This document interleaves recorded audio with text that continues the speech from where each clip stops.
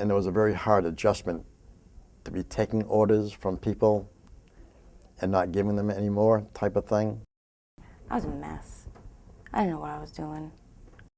I still have the attitude of somebody challenged me, I challenge them back, but I had to lose that attitude.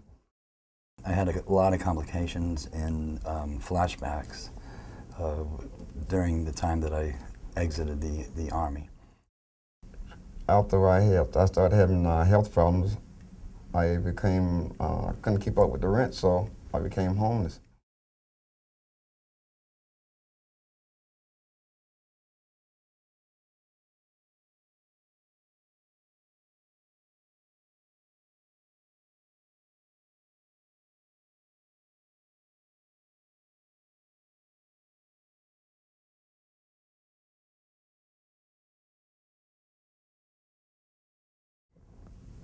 I'm talking to a recruiter, and then I got stationed in Great Lakes. And here I am doing boot camp in Great Lakes. And then from there I got stationed in Guam.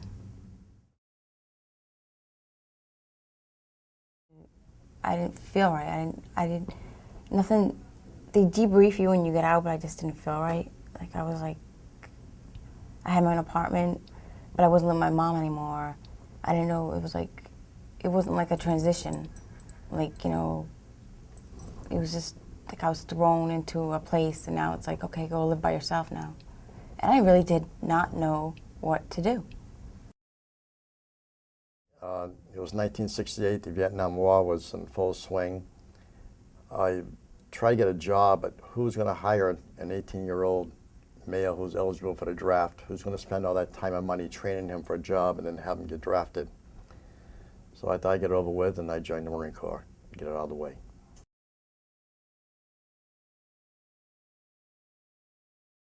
And all I had known is the Marine Corps for the last 3 years, and trying to hang with people that weren't in the service, that were solely against the war or solely against the president, doing the drugs and things like that. That didn't go well with me at all. I just wanted to keep in the family the paratrooper thing, because my grandfather was a paratrooper, my dad was a paratrooper, and I ended up being the paratrooper. So it was interesting.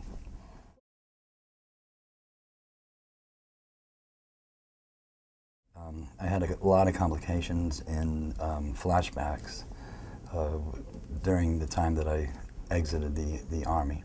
It was then after I ended up going to the PTSD clinic in Providence, Rhode Island for 12 years straight.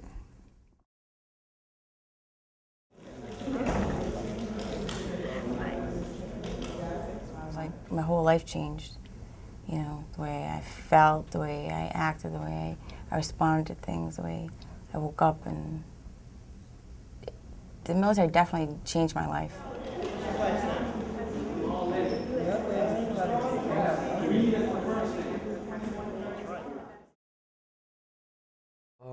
I went to detox prior to coming in here because I had an alcohol problem, and I didn't know where I was going. I didn't know.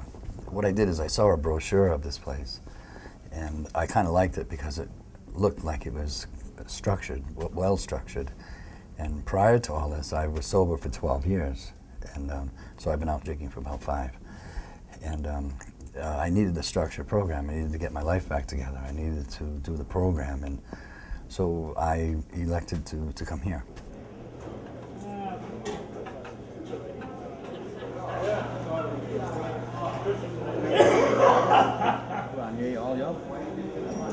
You ate all your collard? Yeah, I ate everything.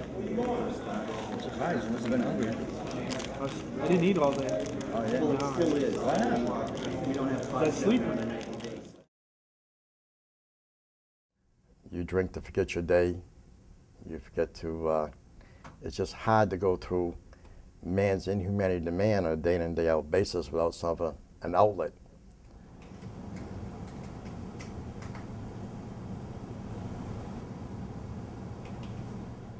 And after a couple of years, I was in such bad shape, but the depression and drinking had really gone way out of control, where I didn't even care anymore, just from sun up to sundown. The problems that I could have handled, I didn't. The ones I could have taken care of to save myself, I didn't. And the problems that I had no control over is the ones I tried to handle the most, and that didn't work either. Yes, the shelters really helped me more than I would anticipated. Even if I was, when I first got here, it was so tough. You know, the rules are rules. You know, and I didn't know what I was up against. I didn't know, but you know, it isn't all that bad. I really like this place, and I'm grateful for this place. And I'm sure any other person who is having a tough time, or if they end up homeless, a lot of guys come here. A lot of guys leave. You know, so it's basically a learning phase if you want to excel or if you want to stay idle. So basically, I elected to just push on and find a new direction in Boston here. So. And then you come back to the real world, you're like, okay, this is a different life again. Now how am I supposed to act? You know, it's kind of weird. You have to like shift your personality from one thing to another. You literally have to change your whole life. Hopefully it's a silent one. I know, right? To get yourself back on your feet and get yourself into a motivation, this place here at the shelter shows you that like there's classes and there's military style lifestyle, you know, like there's bunks, there's, you know, you're not gonna live here forever, you know, it's like here is a place to come, live, you're safe, you're a veteran, but, you know, use these resources and then use them and then, you know, go out there and get a job and get back on your feet and make a life for yourself again. Okay, and I remember coming here, I remember standing down here at the corner of State and Court Street with my little suitcase in hand, flipping a coin in my mind, do I really want to do this? Do I really want to do this? And I had no place else to go, nothing else to do. Boston, what am I going to do? And I came in. And it's probably one of the best things that has happened to me. Did you take your medicine today? Mm-hmm. Yes, I did. All of them. I don't think I'm going to be shackled by my past, but I'm not going to be afraid of my future because of what the shelter here has given me as a foundation to look ahead.